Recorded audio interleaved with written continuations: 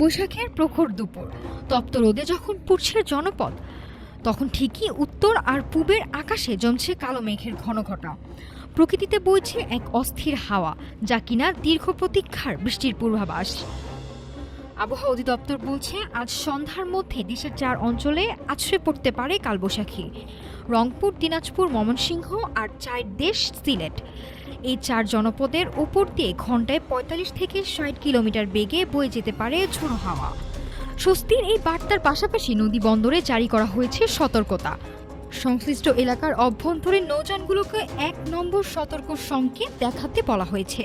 পশ্চিম আর উত্তর পশ্চিম দিক থেকে ধেয়ে আসা এই ঝড়ো হাওয়া যেন কোনো বিপত্তি না ঘটায়, সেজন্য এই আগাম হুঁশিয়ারি। একদিকে যেমন ঝড়ের আতঙ্ক, অন্যদিকে প্রখর দাবদাহ থেকে মুক্তির আনন্দ।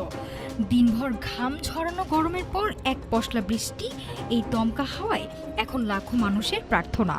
এখন শুধুই আকাশ পানে চেয়ে থাকা, কখন নামবে সেই পরম কাঙ্ক্ষিত শীতল ধারা।